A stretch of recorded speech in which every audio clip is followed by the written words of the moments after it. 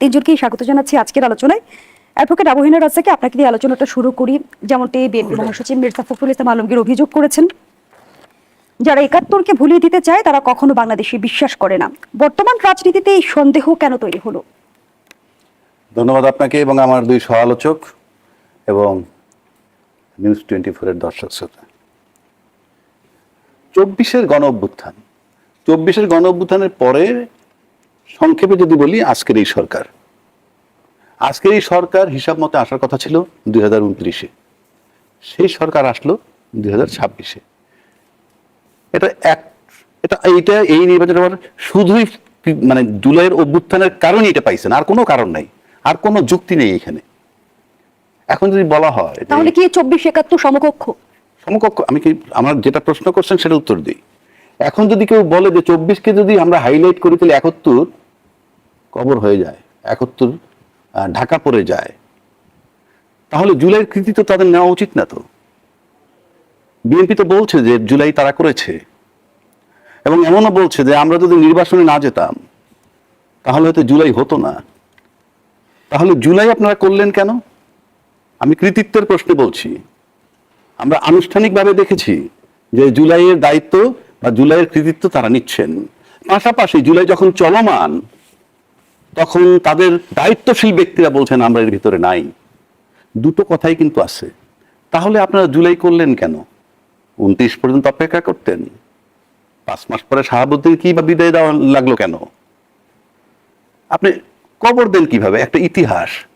আজকে নাসির ভাই একটা বয়স পার হয়ে আসছে, আজিজ ভাই একটা বয়স পার হয়ে আসছে, আমি একটা বয়স পার হয়ে আসছি। আপনি বলেন তো কে কার ইতিহাস ভুলছেন? কি আলাপ এগুলো? আমি আবারও বলছি, ৭১ আমরা ভূখণ্ড পেয়েছি, এটা কোনো দলের নয়। দল যদি কি আইনাও থাকে, এটা রাষ্ট্রের জন্য অর্জন করছে। তো রাষ্ট্রের জন্য যখন আপনি অর্জন করছেন তখন আপনি থাকলেও রাষ্ট্রের, না থাকলেও রাষ্ট্রের।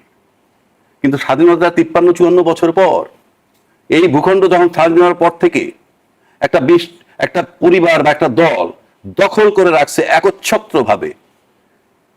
বড় বড় আর্মি অফিসার আয়না ঘরে ছিল, নির্বিকার বাকি আর্মি অফিসাররা ক্যান্টনমেন্টে বসে তাকায় তাকায় দেখছিল, যেটা স্টাবলিশ করে দেশের সার্বভৌমত্ব ছিল না। কারণ যুদ্ধবিহীন অবস্থায় যদি ৫৭ জন অফিসার মারা যায়, আমার চেয়ে নাসির ভাই ভালো বলবেন, আর অন্য অফিসাররা যখন তাকায় তাকায় দেখে, তখন বুঝতে হবে যে আপনার সার্বভৌমত্ব ছিল না। সেই সার্বভৌমত্ব ফেরত আনছে জুলাইয়ের ২৪-এ।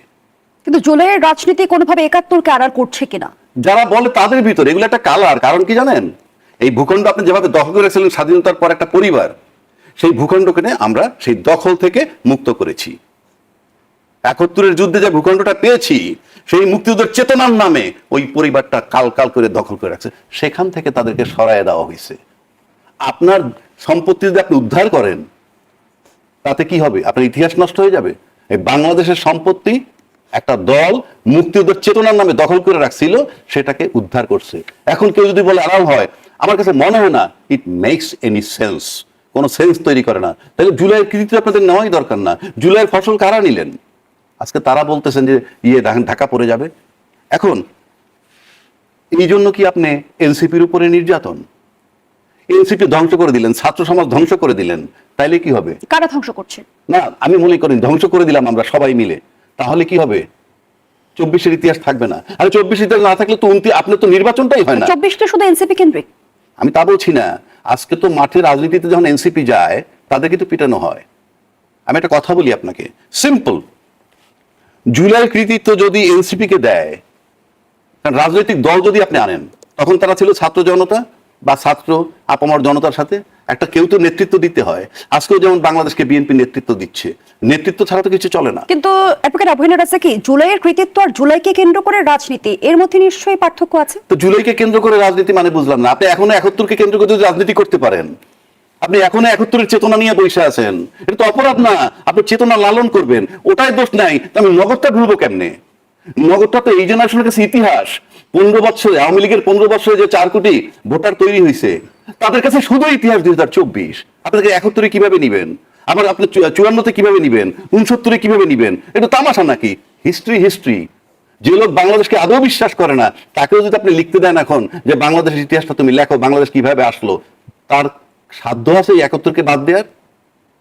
বিষয়টা আওয়ামী লীগ চলে যাওয়ার পর 2024-এর পর বারবার এই কথাটা আসতেছে কেন? ডাজ ইট মিন যে আওয়ামী লীগ চলে গেলে দেশের মুক্তিযুদ্ধ চলে গেল, আওয়ামী লীগ চলে গেলে দেশের 71 চলে গেল? কারণটা কি? আপনি এই কথা এখন আনেন কেন? আপনার লাইফের চেঞ্জ আপনি দেখেন না, আপনার লাইফের চেঞ্জটা দেখেন না। আপনার জীবনে কতবার জুতা মানে পরিবর্তন করছেন, কত কিছু পরিবর্তন করছেন। আপনার বাবার নাম ভুলে গেছেন, আপনার মায়ের নাম ভুলছেন, চেঞ্জ হয়েছে। এগুলো হলো কথার কথা। আপনি কি রাজনীতি করতেছেন? আপনি 3টা দল এখন পার্লামেন্টে আছে, 3টা দল প্রথম অধিবেশনে আলোপ করলো কি গুপ্ত সুপ্ত স্বাধীনতার পক্ষ শক্তি বিপক্ষ শক্তি। পৃথিবীর কোন দেশে এই আলোচনাটা হয়? তো স্বাধীনতার বিপক্ষ শক্তি তো রয়েছে, এটা তো আমাদের বাস্তবতা। কে স্বাধীনতার বিপক্ষ শক্তি? কে? সেটা কি আমরা অস্বীকার করতে পারবো? স্বাধীনতার বিপক্ষ শক্তি এটা কে? মানে আপনার সাথে মত না মিললেই আপনি বিচার করছেন না স্বাধীনতার বিপক্ষে শক্তির? যদি বিচার ইনকমপ্লিট করে থাকে, বিচার কি ইনকমপ্লিট হয় নাকি? ক্রিমিনাল অফেন্সের বিচার 2বার 5বার হয়। আপনি যে সেই বিচার করলেন তখন কি ইনকমপ্লিট ছিল? আপনি বলেন না ক্রিমিনাল অফেন্স এটা কি কয়বার করে? এখনো যদি আপনি মনে করেন যে মুক্তিযুদ্ধ বিরোধী লোক আছে, স্বাধীনতা বিরোধী লোক আছে, আপনি কেন অভিযোগ তৈরি করেন না? আপনার সমস্যাটা কোথায়? রাষ্ট্র বসে আছে কেন? আপনি যদি স্বাধীনতা বিপক্ষ শক্তি বলতেছেন, আপনি বিচার করতেছেন না কেন? বরং টক শোতে এসে বহু জাতদের লোক বলে কি স্বাধীনতা বিপক্ষ শক্তি এসে ক্ষমা চাক জাতির কাছে। সবার বিচার কি নিশ্চিত করা সম্ভব হয়েছে? আমার কথাটা আপনি শেষ করতে দেন। এখনো টক শোতে এসে কি বলে আপনারা জাতির কাছে ক্ষমা চান। এটা কি তামাশা নাকি? আপনি এত লোক হত্যা করছেন, এত মামুনের ইজ্জত নিছেন, আপনি কে যে অথরিটি দিয়ে দেন এসে যে আপনারা ক্ষমা চান, জাতির কাছে ক্ষমা করে কেন? কারণটা কি? আপনি বিচার করবেন, বলে না টক শোতে এসে তাদেরকে মাপ চাইতে হবে, মাপ চাইলে মাপ। আপনি 2 লক্ষ মামুনের ধর্ষণ হয়েছে, 30 লক্ষ শহীদ হয়েছে, কেন বাংলাদেশ বিচার করতে পারে? 53 বছর যাবত, আজকে 55 বছর যাবত একদল 15 বছর স্বাধীনতার পক্ষের শক্তি হিসাবে এটাকে ক্যাশ করে বিদায় নিছে। আজকে যারা ক্ষমতা তারাও স্বাধীনতার পক্ষের শক্তি। আপনার 2 দফায় রাফলি 15-5-20 আর 10-30 বছর ক্ষমতায় ছিলেন, আপনারা বিচার করতে পারেন নাই। Get lost. এই কমপ্লেনটা কি আপনাদের জেনুইন কমপ্লেন না political complain? If it is a political complain, get lost, and if it is a genuine complain, কালকে থেকে ট্রায়াল শুরু করেন। নাইলে কথা বলেন কেন? এটা কি রাজনীতি? এটা কি তামাশা? এটা রাষ্ট্র। জনাব এম এ আজিজ, এই যে বলা হচ্ছে 71কে ভুলিয়ে দেওয়ার রাজনীতি, কাদের ইঙ্গিত করে এই বক্তব্য দিলেন মির্জা ফখরুল ইসলাম আলমগীর? ধন্যবাদ আপনাকে, সহ আলোচক, বিজ্ঞ সহ আলোচক এবং দর্শক শ্রোতা। দেখেন, এটাকে জামাতকে উল্লেখ করেছে। জামাত এখন সক্রিয়, রাজনীতিতে সক্রিয়, এবং তারা তো বলে 71-এর প্রজন্ম নিকৃষ্ট প্রজন্ম। তখন তো প্রশ্ন আসে, এবং তারা স্বাধীনতা যুদ্ধ মানে না। তারা বলে এটা পাকিস্তান ভাগ করে দিছে, ভারত এটাকে স্বাধীন করে দিছে। আপনি বলেন তো দেখি, 25শে মার্চ যখন ক্র্যাকডাউন হলো, 2 তারিখ পর্যন্ত কে যুদ্ধ করেছে? 3 তারিখে যখন পাকিস্তানি হানাদার বাহিনী যখন ভারতে আক্রমণ করলো, তখন 3 তারিখ থেকে মুক্তিযোদ্ধাদের সাথে ভারতের যুক্ত হলো। তারপর হলো তাকে বলা হয় মিত্র বাহিনী বলা হয়। তো আপনার 2 তারিখ পর্যন্ত কে যুদ্ধ করেছে? মুক্তিযোদ্ধা। এখন এই মুক্তিযুদ্ধ 71-এ রাজা কিভাবে হলো বাংলাদেশে ভূখণ্ড পেয়েছে, এটা তো স্বীকার করে না জামাত। মনে করে এটা ভারতের একটা অঙ্গ এক্সটেনশন হয়েছে। আর 71 হলে প্রজন্ম হলো নিকৃষ্ট প্রজন্ম। তখন বলে, তখন তো আমাকে বলতেই হবে যে জামাত পাকিস্তানের সহযোগী সদস্য ছিল। তারা রাষ্ট্রীয়ভাবে আপনার তাদের রাজনৈতিক সিদ্ধান্ত নিয়ে আপনার পাকিস্তান হানাদার বাহিনীকে সহযোগিতা করেছে। তখন 3টে দল সহযোগিতা করেছে, একটা জামাত, একটা হলো নিজামে ইসলাম, আর একটা মুসলিম লীগ খয়রুদ্দিন। তখন অবশ্য জামাত দুর্বল ছিল, ঠিক। তখন তো ওই প্রাদেশিক সরকারে জামাতের মন্ত্রীও ছিল। তারা সিদ্ধান্ত নিয়ে যেটা বলেছে যে পাকিস্তান 71, আমি বলি আর কি, 71 যে দেখে নাই, যার বাপ দেখে নাই, যার দাদা দেখে নাই, তার নির্মমতা বুঝবে না, বুঝবে না। আমার কথা হচ্ছে, সেদিন প্রশ্ন করে যে ওসমানী কেন ছিল না? আরে ওসমানী নিজে বলছে যে ওখানে যদি ভারতের সেনাপ্রধান থাকতো আমি থাকতাম। হ্যাঁ, ওখানে তো আসছে মিত্র বাহিনীর ফোর্স আসছে, এই জন্য সে আসে নাই। সে স্টেটমেন্ট আছে। সেখানে তো আমাদের উপসেনাপতি মুক্তিযুদ্ধের ছিল, এয়ার ভাইস মার্শাল, কি নাম ভুলে গেছি, এয়ার ভাইস মার্শাল ছিলেন খন্দকার ছিলেন। তো সেখানে তো বলা হয়েছে যে সারেন্ডারিং ডকুমেন্ট, যে ডকুমেন্ট আমার কাছে আছে, অরিজিনাল ডকুমেন্ট আমার কাছে আছে, অক্সিলারি ফোর্স সহ পাকিস্তানি হানাদার বাহিনী সারেন্ডার করেছে। অক্সিলারি ফোর্স মানে আমরা বলি রাজাকার। রাজাকার তো অক্সিলারি ফোর্স না, রাজাকার গরিব দুঃখী মানুষ বেতনভুক্ত কর্মচারী ছিল। অক্সিলারি ফোর্স হলো হানাদার, আল-শামস, পিস কমিটি ইত্যাদি ইত্যাদি, যারা বেতন ছাড়া বাই ডিসিশন পলিটিক্যাল কারণে যারা পাকিস্তান হানাদার বাহিনীকে সাহায্য করেছে, তারা হচ্ছে তো অক্সিলারি। বিচার হলে কি দায় মুক্তি মিলে? না, গণ অভ্যুত্থানে করা অনেকেই ক্ষমা, আমি তো বরাবর বলছি না, গণ হত্যার কোনো ক্ষমা হয় না, গণ হত্যার কোনো ক্ষমা হয় না। সেটাই তো, বিচার করেন। বিচার হবে, হবে বিচার হবে, এখন বিচার হবে না কেন? বিচার সময় গড়ালে ইতিহাস ম্লান হয় কি? না, ইতিহাস কখনো ম্লান হয় না। ইতিহাস ইতিহাসই থাকবে। ইতিহাস, বাংলাদেশ আছে, বাংলাদেশের ভূখণ্ড আছে, ইতিহাস থাকবে, ইতিহাস থাকবে। এখন কেউ যদি, এখন সমস্যাটা ওই জায়গায় বাড়ছে, যখন ৭১-এর প্রজন্ম নিকৃষ্ট প্রজন্ম বলেন, তখন ৭১-এর প্রজন্ম ঠিকই জেগে ওঠে। কারণ আমি তো বললাম যে ২৫শে মার্চ থেকে ২ ডিসেম্বর পর্যন্ত তখন তো পাকিস্তান ভারতীয় যুদ্ধ করে নাই, যুদ্ধ করেছে পাকিস্তান। যখন ৩ তারিখে আক্রমণ করলো, তখন এটাকে ভারত বলতে চায় যে এটা ভারত পাকিস্তান যুদ্ধ, তারা ওইভাবে চিন্তা করে। কিন্তু আমাদের বাংলাদেশের নাগরিক কেন এটা বলবে? কেন বলবে? আপনি পাকিস্তানের, বাংলাদেশের ভাত খাচ্ছেন, বাংলাদেশে আছেন, বাংলাদেশ মানবেন না, যান পাকিস্তানে যান, সমস্যা কি? পাকিস্তানে যান, পাকিস্তান পছন্দ হলে পাকিস্তানে যান। আমরা ভুল করছি, সমস্যা কি? বাংলাদেশ পাইছি, এই বাংলাদেশ গরিব দরিদ্র যাই থাকুক এখানেই থাকবো। আপনার পাকিস্তান ভালো লাগে, পাকিস্তানে চলে যান, সমস্যা নাই, বিচার নিয়ে চলে যান।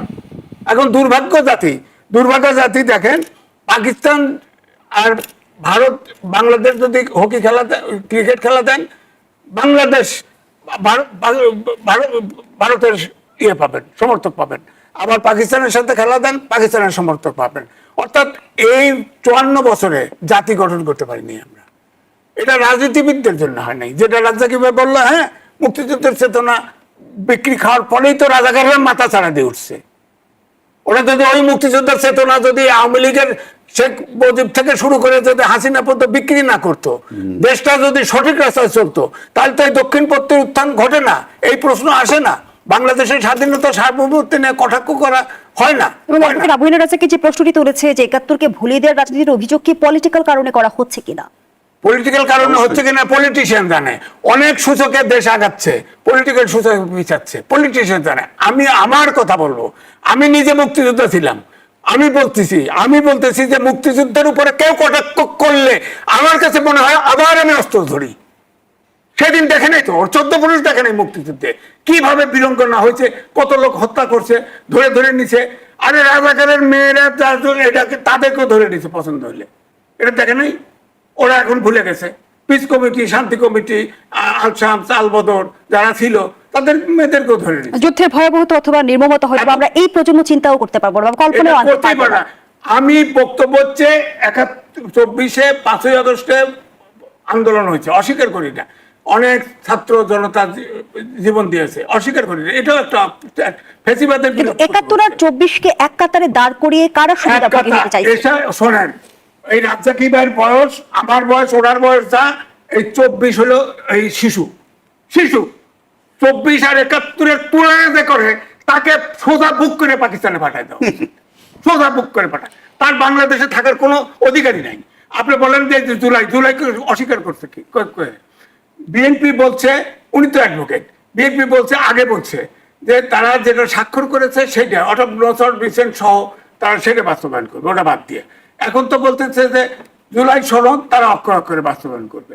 তার জন্যে হাইকোর্টে একটা রায় দিছিল, তখন রায়ের বিরুদ্ধে আপিল হয়েছে, তখন কাজে রায় বিরুদ্ধে আপিল করছে, এটা মানে জুলাই সনদের বিরুদ্ধে।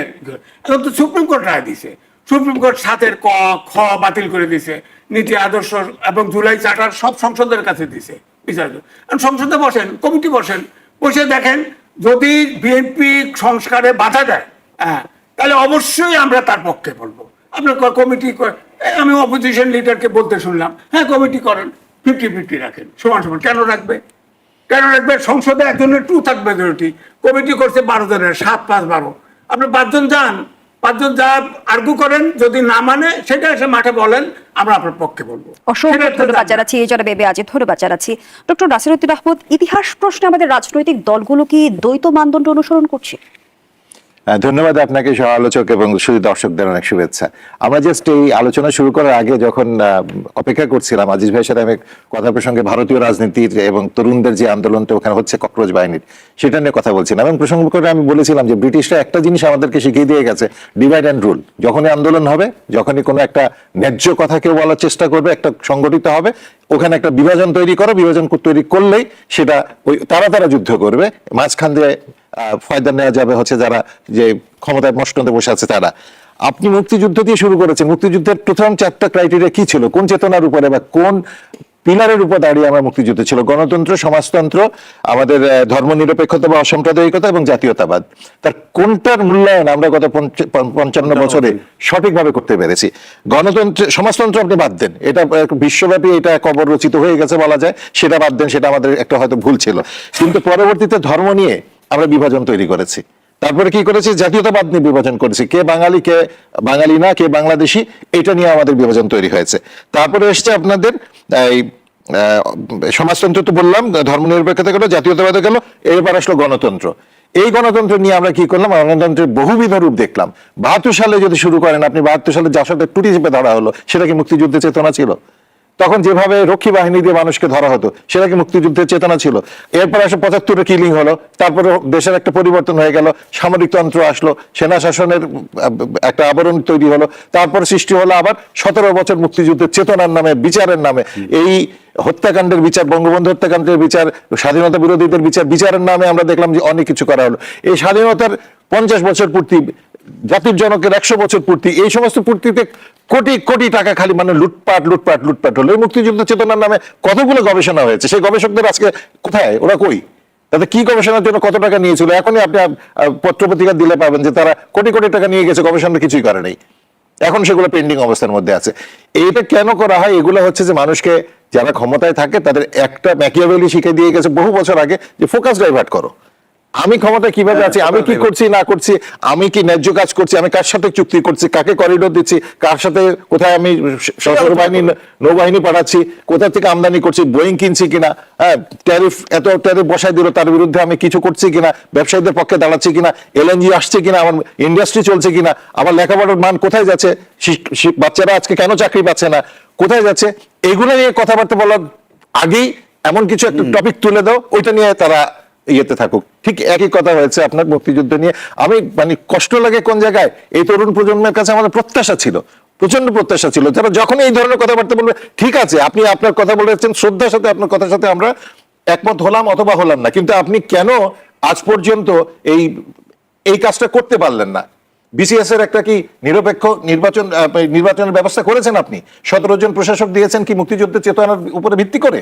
মুক্তিযুদ্ধের চেতনা কি এটা ছিল যে আমি চুজ এন্ড পিক করব, আমি ওপেন কম্পিটিশন করে কম্পিটেন্ট লোককে আনবো না, আমার দলীয় বিবেচনার লোক আনবো, আমি প্রশাসককে বসাবো, আমার যত জায়গাতে সিটি কর্পোরেশন নির্বাচন বলেন বা অন্যান্য নির্বাচন আছে, আগে আমি একজনকে দাঁড় করাবো, সে কিছু কাজ করে জনপ্রিয়তা করবে, কিছু লোককে খুশি করবে, কিছু লোকের ফান্ড তৈরি করে দিবে, তারপর আমি নির্বাচন দিব। এটা মুক্তিযুদ্ধের চেতনা ছিল। তার মানে বিভাজন প্রতিনিয়ত আমাদের ক্ষতিগ্রস্ত করে গেছে, অবশ্যই ক্ষতিগ্রস্ত করেছে, এবং এগুলো হলো আমি মনে করি টোটালি এটা হলো মানুষের ফোকাস ডাইভার্ট করার কতগুলো, এবং দেশ ধ্বংস করার পায় তারা। এবং যখন আপনি দেখবেন, আপনি নিশ্চয় অবগত আছেন, মোদী সরকারের এবার স্পষ্ট বার্তা, ভারতে বসে রাজনৈতিক কর্মকাণ্ড চালাতে পারবেন না শেখ হাসিনা। জানতে চাই এতদিন পরে বোধের উদয় হলো নাকি এই বার্তার পেছনেও কোনো রহস্য লুকিয়ে আছে? প্রশ্নটি রাখছি, বিরতির সময় হয়েছে, বিরতি নিয়ে ফিরছি। দর্শক, গণতন্ত্রের এই পর্যায়ে একটা বিরতি নিচ্ছি, সাথেই থাকুন। ফিরে এলাম, দেখছেন নিউজ 24 এর নিয়মিত আয়োজন গণতন্ত্র। নিবেদন করছে আড়াইসির স্টিল। আমরা আবারও ফিরছি আলোচনায়। ডক্টর নাসিরউদ্দিন আহমদ, যে প্রশ্নটি রেখে বিরতিতে গিয়েছিলাম, এবার মোদী সরকারের স্পষ্ট বার্তা, ভারতে বসে রাজনৈতিক কর্মকাণ্ড চালাতে পারবেন না শেখ হাসিনা। বোধের উদয় হলো নাকি এই বার্তার পেছনে অন্য কোনো রহস্য লুকিয়ে আছে?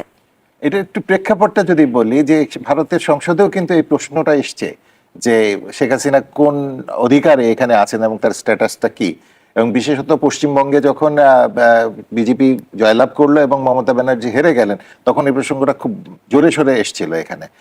এখন যে কথাটা ইদানিং সেই বর্তমান প্রেক্ষাপট যেটা, যে পার্লামেন্টে আলোচনার প্রেক্ষিতে সরকারিভাবে যে বক্তব্যটা এসছে, তখন স্বাভাবিকভাবে প্রশ্ন আসে যে এটা কি এখনকার স্ট্যান্ড? কিছুদিন আগেও তো উনি রাজনৈতিক কর্মকাণ্ড ঘোষণা দিয়েছেন, এমনকি উনি প্রকাশ্যে ঘোষণা দিয়েছেন, রয়টার্সকে একটা সাক্ষাৎকার দিয়েছেন যে আমি ডিসেম্বরে দেশে ফিরবো, তারপরে এর আগে আমি বর্ডারের কাছাকাছি আছি, টুপ করে ঢুকে যাব। এই ধরনের বক্তব্যগুলো তো উনি দিয়েছেন, তাহলে তখন কি উনি এগুলো রাজনৈতিক কর্মকাণ্ড করেন নাই, তার নেতাদেরকে উদ্বুদ্ধ করেন নাই, একটাকেও ছাড়া হবে না, দেখে দেখে সবগুলাকে বিচার করা হবে, এগুলো কি উনি বলেন নাই? তার কর্মীদেরকে উজ্জীবিত করার জন্য বিভিন্ন বার্তা দেন নাই? এখনো তো আমরা শুনি যে উনি অমুক জায়গাতে অমুকের সাথে ফোনে কথা বলছেন, অমুক জায়গাতে উনি বার্তা দিচ্ছেন, এই ধরনের কথা, এগুলো তো সবকিছু হয়ে আসছে। তো তখন উনি কি এগুলা রাজনৈতিক কর্মকাণ্ড তাহলে কিভাবে করলেন? একটা সিম্পল প্রশ্নের উত্তর, রয়টার্সকে একজন মানুষ যিনি এখন ওখানে আশ্রয়ে আছেন, তিনি যে সাক্ষাৎকারটা দিলেন সেটা কি ভারত সরকারের অনুমতি নিয়ে দিয়েছিলেন?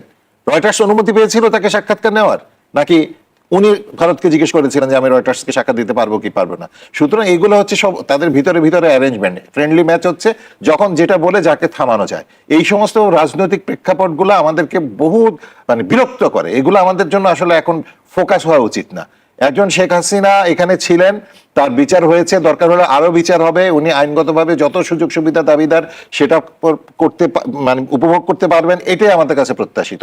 কিন্তু যেটা আমাদের খারাপ উদাহরণ আছে সেটা হচ্ছে যে দেখেন বাংলাদেশে, আমি অনেকগুলো টকশোতে বলেছি, আবারও বলছি, কোনো রাজনৈতিক নেতার শেষ পরিণতি ভালো হয়নি।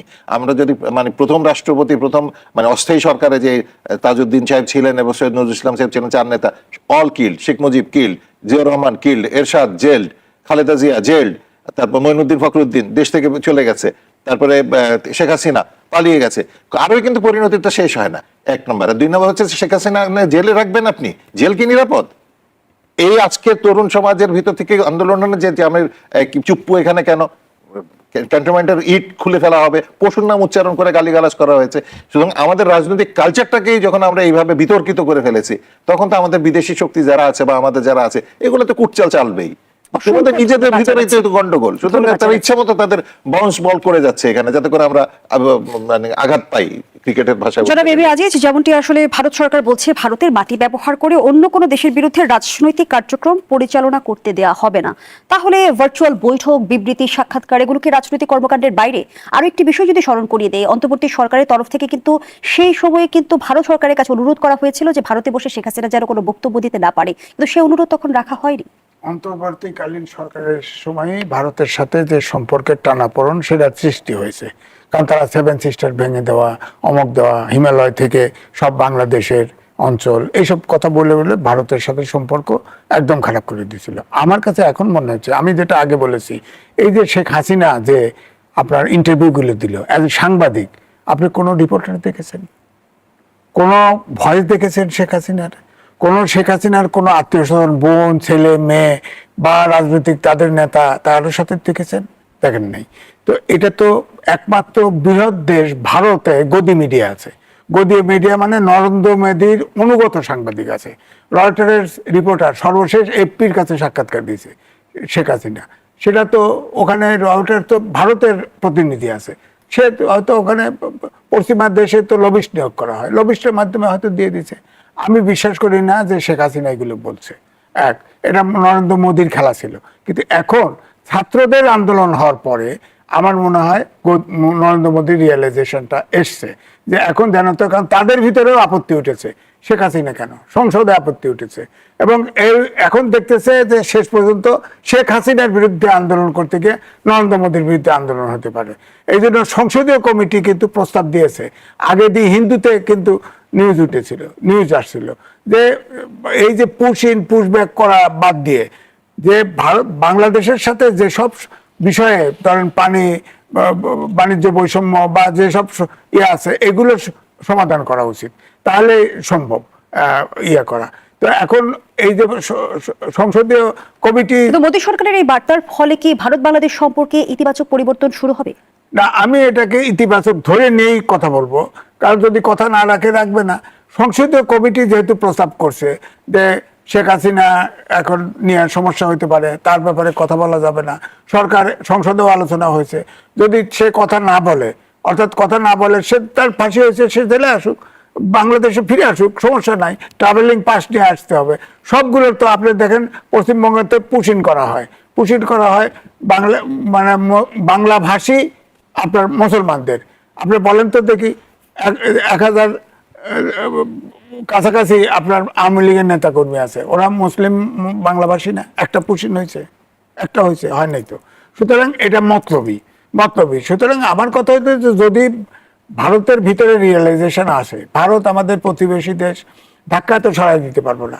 ভারতের 28টা অঞ্চল আছে, প্রদেশ আছে, আর 8টা কেন্দ্রীয় শাসিত অঞ্চল। বরাবর ছোটবেলার থেকে দেখে আসছি যে সরকার টু সরকার সম্পর্ক রেখে তারা লেনদেন দর্জি বানাতে চায়, তারা বাংলাদেশকে কেন্দ্রীয় শাসিত অঞ্চল বানাতে চায়, এরকম একটা অ্যাটিটিউড তাদের। সুতরাং তারা যদি এখন আমাদের যেসব ন্যায্য দাবি এগুলো যদি পূরণ করে, যেমন বলছে ওই স্ট্যান্ডিং কমিটি বলছে তিস্তা চুক্তি, গঙ্গা চুক্তি করো, বলছে তো শেখ হাসিনাকে প্রত্যাপন করো, বাংলাদেশের সাথে এটা করো, এগুলো খুব বলছে তো, প্রস্তাব দিয়েছে। এগুলো যদি শেখ হাসিনাকে তো প্রত্যাপন চুক্তি ইয়েতে আমরা জেলখানার থেকে অনুপ চেটিয়াকে দিছি, জেএমপির লোকজন নিয়ে আসছি, হয়েছে তো এই প্রত্যাপন চুক্তি অনুযায়ী, ভারত বাংলাদেশ চুক্তি অনুযায়ী। এখন হবে না কেন? অসংখ্য ধন্যবাদ জানাচ্ছি জনাব আজিজ অ্যাডভোকেট আবু হেনা রাজ্জাকি। শেখ হাসিনা প্রশ্নে ভারতের অবস্থান কি দ্বৈত অবস্থান, কিভাবে মূল্যায়ন করবেন? আসলে দ্বৈত অবস্থান বলবো কি, শোনেন, political development time to time হইতে থাকে। আপনি পলিটিক্সে তো স্থির কোনো জায়গা নাই যেটা ফিক্সড রিজিড। আমরা রিজিড ছিলাম, আমরা মুক্তিযুদ্ধের চেতনার নামে রিজিড ছিলাম। ওই যে বৈষম্য টৈষম্য যা কিছু করা সবই চলমান ছিল, লোকজন হত্যা করা ছিল, আয়নাগর ছিল, সবই এগুলো হলো রিজিড থাকা। এখন প্রশ্ন হচ্ছে যে, যেমন ধরেন আজকে তারেক রহমান সাহেবকে, আমাদের প্রধানমন্ত্রীকে ভারত সফরের জন্য আমন্ত্রণ জানাচ্ছে, মানে ভারতে যাওয়াটা এখন সিম্বলিকও যদি হয় তাও জরুরি হয়ে পড়ছে ভারতের জন্যে। এখন আসেন, নির্বাচনের আগের তারেক রহমান সাহেব আর নির্বাচনের পরের তারেক রহমান সাহেব আমার কাছে মনে হয় না একটু পার্থক্য হয়েছে। অর্থাৎ নির্বাচনের আগে উনি যখন এখানে আসছেন, আসার পর আমরা যে বিষয়টা দেখছি, দেখার পর যেটা অনুমান করছি, নির্বাচনের পর আমরা অনুমানটা বোধহয় মেলে নাই অনেক জায়গায়। যেমন ধরেন 16 বছরের যে স্তূপ, 16 বছরের প্রশাসন, 16 বছরের মিডিয়া, 16 বছরের বিজনেস অলিগার্ক, যারা এমনও বলছে দরকার হলে 3 মাস ব্যবসা করব না, জাদ্রেল গ্রুপের এমডিরা বলেছে, সেই এমডি ইউনুসের কাছ থেকে ধর্ণা দিছে, সেই এমডিরা জামাতার আমির কাছে ধর্ণা দেয়, সেই এই কর্পোরেটের লোকেরা আজকে তারেক রহমান সাহেবের কাছে দেয়। কোনো ক্যারেক্টার নাই। ক্যারেক্টারটা হলো যে আমি কিভাবে সার্ভাইভ করবো, আমি কত আর্ন করব। এটা কেন বললাম, যে যেহেতু রাজনীতিতে শেষ কথা বলতে কিছু নাই, এই 16 বছরের স্তূপের ভিতরে আসার পর তারেক সাহেব আমার কাছে মনে হয়, আমি তার বুদ্ধিমত্তার পরিচয় দিই এখানে, সে হয়তো ভাবছে যে আমি চট করে কিছু করতে পারবো না, কারণ সবকিছু আমি তো আওয়ামী লীগের দুর্গর মধ্যে এসে ঢুকছি। তা আওয়ামী লীগের দুর্গের মধ্যে এসে ঢুকছে বইলে আপনি মনে করেন নির্বাচনের পরেও শাহাবুদ্দিন সাহেবকে সরায় নাই, কিন্তু যখন উনি স্থির সিদ্ধান্ত নিছেন যে না, আমি এই বলয়ের মধ্যে থাকবো না, আমি এই বলয়ের মধ্যে থাকবো না, তো এই চিন্তা তার মাথায় রেখে তার পায়ের তলার মাটি একটু শক্ত কইরে তারপরে সে একটা পর্যায়ে বসলো যে শাহাবুদ্দিন সাহেবকে পদত্যাগ করতে হবে। যদি উনি ওই বলয়ের মধ্যে থাকতো তাহলে তো শাহাবুদ্দিন সাহেব পদত্যাগ না করলেও চলতো। এই যে পদত্যাগ করাইছেন, এখন আমার কাছে মনে হয় সেই বলয় থেকে উনি বেরোয় আসছে। আরো কতগুলা কথা বলি, এই যে ইন্ডিয়ার যেটা শিফট হইলো, কেন শিফট হইলো? ইউনূস সাহেব আসার পর ধারণা করা হয়েছিল ওই যেহেতু আওয়ামী লীগের দুর্গের মধ্যে ঢুকছে, যে উনি 3-4 মাসের বেশি থাকতে পারবেন না, এবং 3-4 মাসের মধ্যে নির্বাচন দিয়ে যেতে হবে, এবং নির্বাচন দিলেই ক্ষমতা আসবে বিএনপি, এটাও জানা। সুতরাং ইউনূস সাহেবকে আমরা সহ্য করতে পারতেছিলাম না, ওনার চলে যাওয়াটাই জরুরি। উনি চলে যাওয়ার পর যে নির্বাচনী ফলাফলে যারা ক্ষমতা আসছে ধৈর্য নিছিল আওয়ামী বলাইতে ঢুকবে, কিন্তু সময়ের ব্যবধানে দেখা গেল যে এরাও এখন স্লিপ করতেছে। এই ইউনূস সাহেব কাটাইলো 18 মাস, তারেক সাহেব কাটাইতেছে অলরেডি 5 মাস, সামনে আরো 4.5 বছর থাকবেন। সুতরাং হিসাব করছে যে যদি এই বলয় থেকে তিনি সরে যেতে চান, তাহলে আমার কাছে মনে হয় আমাদের একটু কিছু করা দরকার, যেখান থেকে আমরা ক্লোজ ইন টাচ হতে পারি। তার একটা মাধ্যম হিসাবে এই মুহূর্তে হয়তো এই সিদ্ধান্তটা আসছে যে শেখ হাসিনা ওখানে বসে রাজনীতি করতে পারবে না, কোনো বক্তব্য দিতে পারবে না। From Indian side this is the development of Indian politics, আমি মনে করি। বর্তমান বাস্তবতা আমরা দেখছি যে মাঠের রাজনীতি আবার উত্তপ্ত হয়ে উঠেছে, এবং এনসিপির কর্মসূচিতে হামলাকে কেন্দ্র করে কিন্তু আমরা দেখছি যে অভিযোগ পাল্টা অভিযোগের এক ধরনের রাজনীতি চলছে। এর পেছনে কোনো রাজনৈতিক বার্তা দেখেন কিনা আমি প্রশ্নটি রাখছি। আবারও বিরতির সময় হয়েছে, জনতন্ত্র গণতন্ত্রের এই পর্যায়ে আবারও বিরতি নিচ্ছি, সাথেই থাকুন। ফিরে এলাম, দেখছেন জনতন্ত্র গণতন্ত্র, নিবেদন করছি RICL স্টিম। আমরা আবারও ফিরছি আলোচনায়। অ্যাডভোকেট আবু হেনা রাজ্জাকি, যে প্রশ্নটি রেখে বিরতিতে গিয়েছিলাম, আমরা দেখলাম এনসিপি কর্মসূচিতে হামলা এবং বাধার অভিযোগ উঠেছে। একটু জানতে চাই যে এর মধ্য দিয়ে আসলে কোনো রাজনৈতিক বার্তা দেখেন কিনা? আমি এর ভিতরে রাজনৈতিক বার্তা দেখি। সিম্পল আমি বলি আপনাকে, জুলাইয়ের কৃতিত্ব আজকে অনেকেই নিতে চাচ্ছেন, গল্প করে লাভ নেই, আমরা দেখতেছি। এবার আসেন, জুলাইয়ের কৃতিত্ব যদি আমরা সবাই মিলে এনসিপিকে দেই, এনসিপি মানে আমি তখন তারা ছাত্র ছিল, আজকে তাদের দল আছে বলে বললাম। ধরেন ক্ষমতাসীন দল যে বিএনপি, সে যদি এখন জুলাইয়ের কৃতিত্ব এনসিপিকে দেয়, তাহলে কিন্তু বিএনপির লোকসান হয়। কি লোকসান হয়? আমি কৃতিত্ব দিলে। কিন্তু আপনি যদি জুলাইয়ের কৃতিত্ব তাদেরকে না দেন, তাহলে আপনার লোকসান কিন্তু ডাবল। বিকজ আমরা তো টোটাল অ্যাক্টিভিটিসটা জানি, আপনাদের বার্তাগুলো জানি, নিউজগুলো জানি, আপনার দায়িত্বশীল নেতারা কি বলছিলেন তখন আমরা জানি, পত্রিকায় আসছে। সুতরাং কৃতিত্ব যদি এনসিপিতে যায় তাহলে তাদের লোকসান হয়, আর যদি না দিয়ে নিজেরা নিতে চায় তাহলে তাদের ডাবল লোকসান হয়। Because the whole world is open, আজকে সবকিছু ওপেন। আপনি পত্রিকায় কি লিখবেন না লিখবেন ইম্যাটেরিয়াল, চারিদিকে সোশ্যাল মিডিয়া, ডিজিটাল যুগ। এইবার আসেন পিটাইলে কি হয়, পিটাইলে কি হয় সেটাই আসেন। পিটাইলেও কিন্তু এনসিপির লাভ হয়, কেন জানেন? এনসিপি আলোচনায় থাকে, এনসিপি পিটাচ্ছে, কেউ বলতেছে বেয়াদব, কেউ বলতেছে ভাষা ঠিক নাই, ইত্যাদি ইত্যাদি। বিগত 16 বছর আওয়ামী লীগ কিন্তু বিএনপিকে টর্চার করেই মাঠে জিয়ে রাখছে। যদি কোনো শব্দ ব্যয় না করতো বিএনপিকে জিয়ে রাখতে পারতো না। তাহলে এনসিপি নেতা কর্মীরা কেউ কেউ কি আসলে আলোচনায় থাকতেই উস্কানিমূলক বক্তব্য দিচ্ছে? উস্কানিমূলক বক্তব্যের বিষয়, সে তো রাজনৈতিক বক্তব্য দিচ্ছে। যদি এটা আপনার কাছে উস্কানিমূলক হয়, এটা যদি কোনো আইনের ব্যত্যয় ঘটায়, কোনো আইন বিরোধী বলে থাকে, go for action in accordance with law, there is law. আপনার আমি গালি দিব, এতে যদি আপনার মানানি হয়, কিংবা আপনার সাথে সম্পর্কে বাজে কথা বলবো, এটা যে আইনের ব্যত্যয় ঘটে, আইন আছে না? অফকোর্স আইন আছে। আপনি আইনের আওতা আনতে পারেন কিনা সেটা দেখেন। এখন আসেন, যদি তাদের বক্তব্য, নাসিরুদ্দিনের বক্তব্য, নাসিরুদ্দিন বেয়াদব, বাজে কথা বলে, এটাকে যদি আপনি আইনের আওতায় আনতে পারেন, বাধাটা কোথায় আপনার? যদি আপনি তা না আনতে পারেন তাহলে তৃতীয় ব্যক্তি ব্যক্তিগত আক্রমণ কিংবা চরিত্র হরণ কি রাজনৈতিক বক্তব্যের অংশ হতে পারে? আমি তো সেটাই বলুন, যদি না হয় আপনি অ্যাকশনে যান না কেন? আপনি আইন দিয়ে যাবেন। Try to understand my point. আমি তার সাফাই গাচ্ছি না। এটা যদি সে না দিতে পারে, আইনে যদি বার থাকে, তাহলে আপনি তাহলে আইনের অ্যাকশন নেন। 1 2, তারপরে যখন তার উপরে হামলা হয়, তখন আপনি দায়িত্বশীল দলের লোকেরা যদি বলে এই হামলা আমরা করি নাই, সাধারণ লোকে করছে, তো সাধারণ লোকে যদি করে এটা বেআইনি কিনা? আর সাধারণ লোকে যদি করে আপনারা বক্তব্য দেন না কেন, এটা নিন্দা করেন না কেন?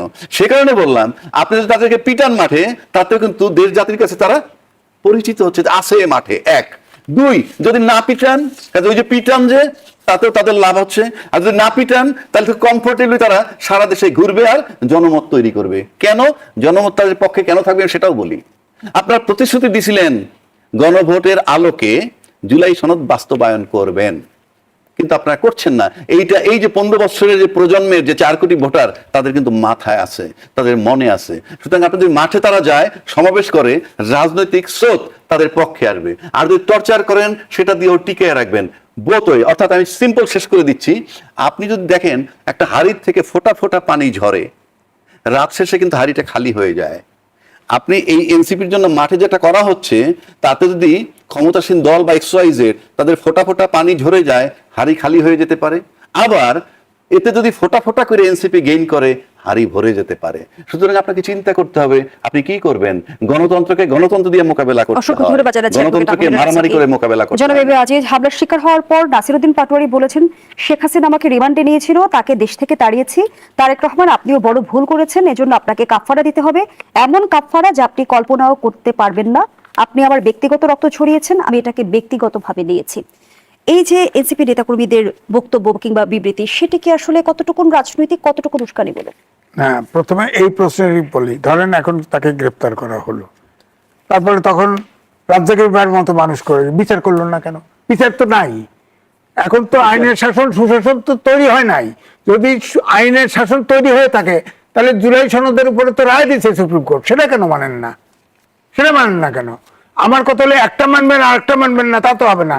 এই নাসিরুদ্দিন পাটোয়ারি, হাসনাত, সাজিদ, এদেরকে রাজনীতির থেকে এলিমিনেট করা উচিত। এলিমিনেট করা, কারণ এরা দুর্বৃত্ত, এরা কোনো রাজনৈতিক ভাষা জানে না। এরা কোনোভাবেই, আপনি বলেন তো দেখি, তারেক রহমানের ব্যক্তিগত, তার মেয়ে নিয়ে, তার ওয়াইফ নিয়ে ব্যক্তিগত কথা বলে, তাদের জন্ম নিয়ে কথা বলে। আপনি বলেন আর্মির সেনাপ্রধান, তারা দাঁড়িয়ে রাখছে, বুড়া বয়সে দাঁড়িয়ে ধরে ভীমরতি ধরছে, এটা কি?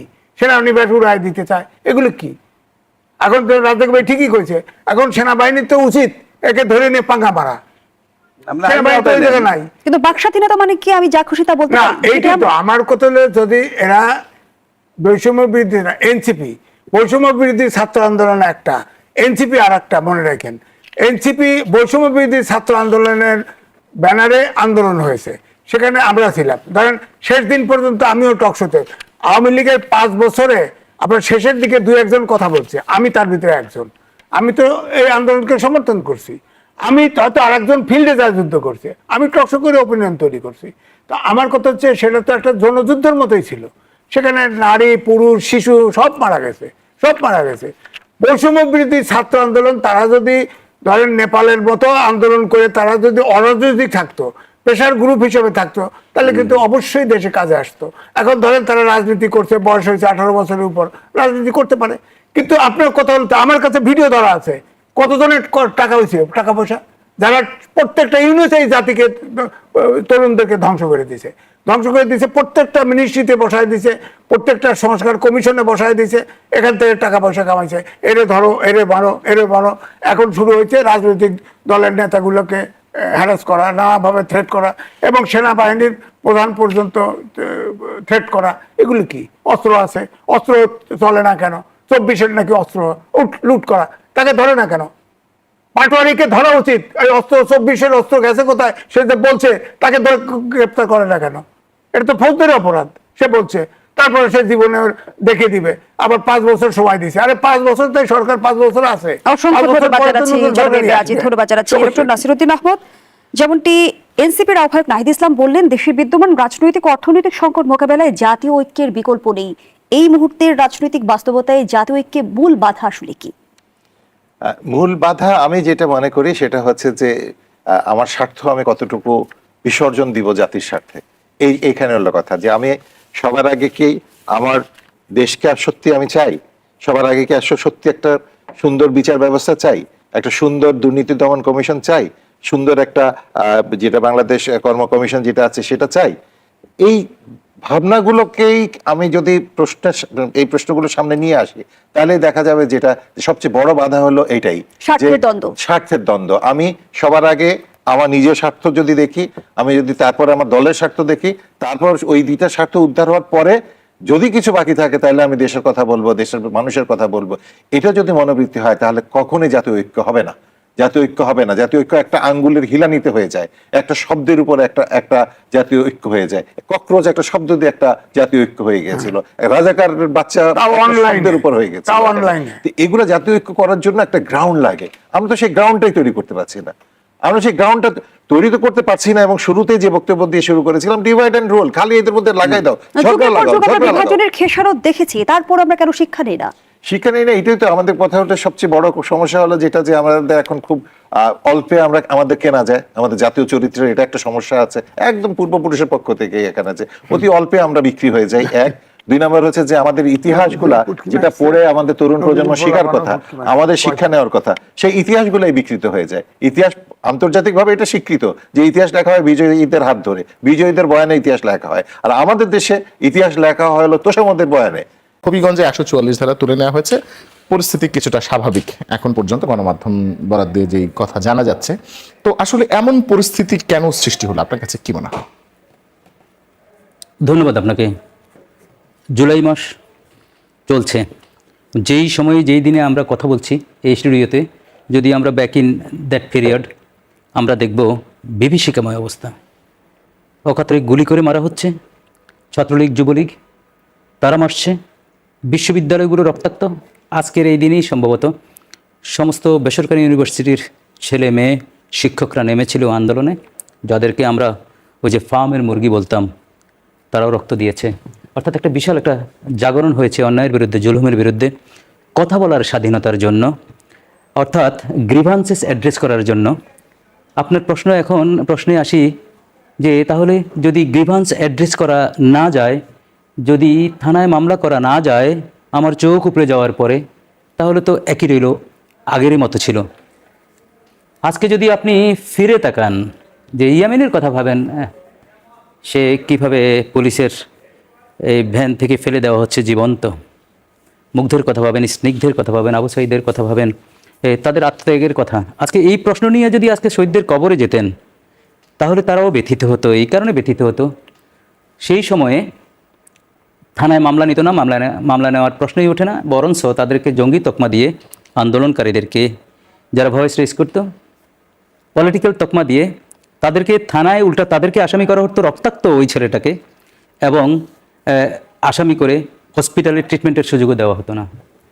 তো এই কারণে আজকে যেটি আপনি বলছেন সহিংসতা, যদি আমার কথা বলার অধিকারের জন্য আবার সহিংসতার প্রয়োজন হয়, যদি মামলা দিতে গিয়ে আমি ব্যারিকেডের সম্মুখীন হই, যদি রাজনৈতিক কোনো দল তার প্রতিবাদ সমাবেশ করতে গিয়ে বালুর ট্রাকে যদি বাধাগ্রস্ত হয়, তাহলে প্রশ্ন স্বাভাবিক জাগবেই যে তাহলে আমাদের পরিবর্তনটা কোথায়। প্রশ্ন জাগবে আমার থানার অ্যাক্সেস কোথায়। প্রশ্ন জাগবে এই পুলিশ তো তাহলে ওই রাজনৈতিক দলের কর্মী হিসেবে কাজ করছে। এবং কিছু কিছু বয়ান এসে গেছে, এসপি সাহেব বলে আমি আগে ছাত্রদল করতাম। What a nonsense, what a shame.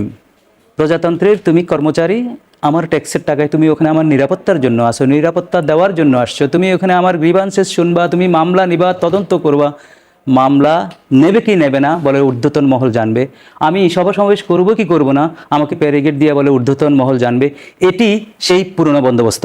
শঙ্কা হয় যদি পুরনো বন্দোবস্ত একজিস্ট থাকে। আর শঙ্কার রাজনীতি যেটা বলছেন সেটা অবশ্যই প্রত্যাশা করি না। একটা কারণ বলি।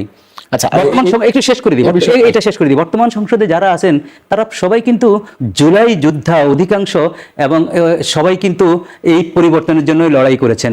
তো যেই সংসদে বিরোধী দল সরকারি দল দীর্ঘ 54 বছর পরে এরকম একটা অবস্থানে আমরা যাওয়ার পরে যদি সংঘাত হয়, তাহলে কিন্তু আমাদের জায়গা থাকবে না। আমরা এই সংঘাত চাই না। আপনার প্রশ্ন। জি, ধন্যবাদ। আপনার কাছে আবারও আসবো। আমি একটু প্রকৌশলী সালাউদ্দিন আহমেদ আপনার কাছে আসতে চাই। বিএনপি তো আসলে অহিংস রাজনীতিতে বিশ্বাস করে, তাহলে এরকম সহিংস পরিস্থিতি ব্যাপারটা আসলে গড়ালো কেন? যেহেতু এনসিপি কেন্দ্রীয় নেতারা জুলাই পদযাত্রা করছিলেন এবং বিভিন্ন জায়গায় তারা সভা সমাবেশ করছিলেন, এই বিষয়গুলো ছিল, তাহলে এরকম পরিস্থিতি জায়গাটা কেন তৈরি হলো? ধন্যবাদ আপনাকে, শুভেচ্ছা আমার সহ আলোচকদেরকে। আমি আপনাকে একটু মানে ইলাবোরেটলি ডেসক্রাইব করি জিনিসটা। সেটা হচ্ছে যে প্রথমত হচ্ছে এটা আসলে ব্ল্যাক অ্যান্ড হোয়াইট যে নাসিরউদ্দিন পাটোয়ারির বক্তব্য নিয়ে আসলে এই পরিস্থিতিটা সৃষ্টি হয়েছে। দেখেন, নাসিরউদ্দিন পাটোয়ারি হচ্ছেন একজন রাজনৈতিক বেয়াদব, আমি তাকে বলি। প্রত্যেকটা দলে এই ধরনের এক দুইটা থাকে। নাসিরউদ্দিন পাটোয়ারির বিরুদ্ধে সবচেয়ে স্মার্ট রাজনীতি কে করেছেন? মির্জা আব্বাস। আপনি যদি একদম খুব মানে মানে একদম সিজন পলিটিশিয়ান ধরেন, এবং তাকে স্মার্টলি হ্যান্ডেল করেছে মির্জা আব্বাস। সে নির্বাচনের সময় টায়ারলেসলি চেষ্টা করেছে মির্জা আব্বাসকে ইরিটেট করার জন্য, বাট উনি কিন্তু শান্ত থেকেছেন। That is the politics of BNP, liberal Democratic party, right? আমি এই জিনিসটা এই কারণে বললাম যে দেখেন, তারেক রহমানকে নিয়ে সে উস্কানিমূলক বক্তব্য দিয়েছে।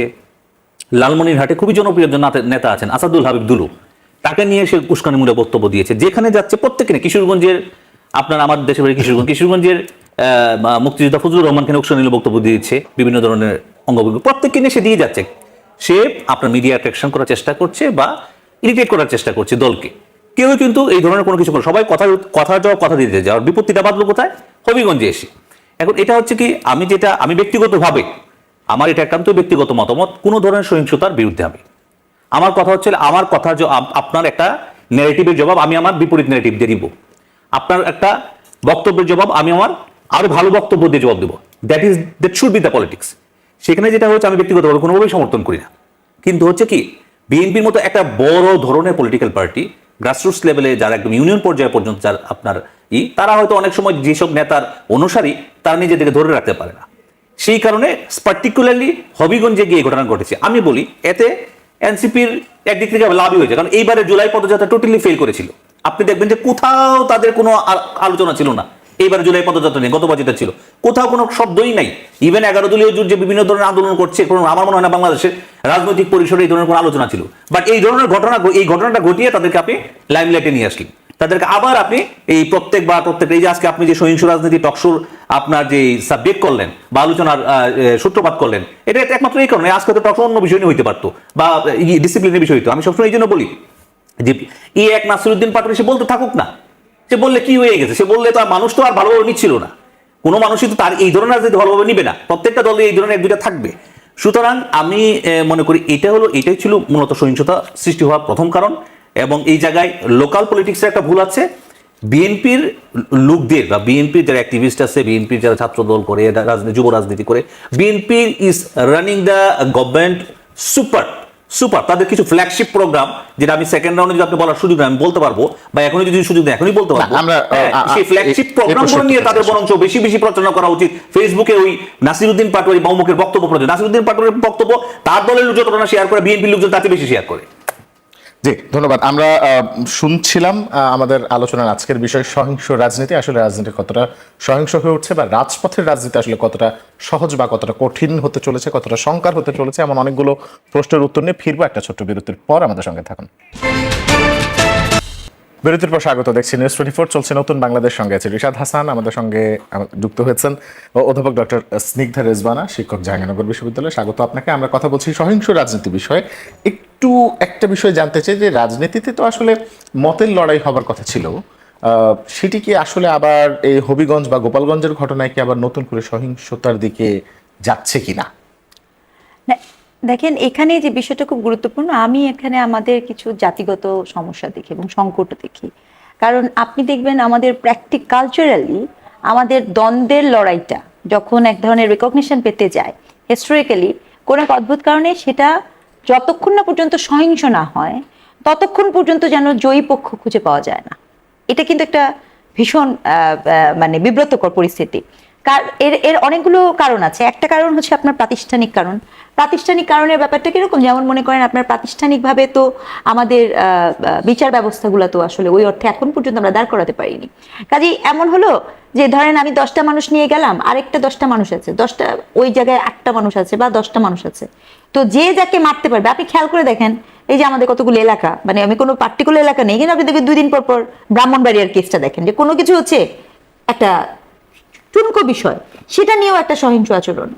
একটা আন্দোলন যখন হয়, বিশ্বাস করেন এই রাষ্ট্রে এত এত সেলিব্রেটেড আন্দোলন আছে, আন্দোলনের যৌক্তিকতা আলাপের থেকে একটা আন্দোলনের সফলতা বিফলতা নির্ভর করে সেখানে কটা লাশ পড়েছে, কটা মানুষ মৃত্যুবরণ করেছে।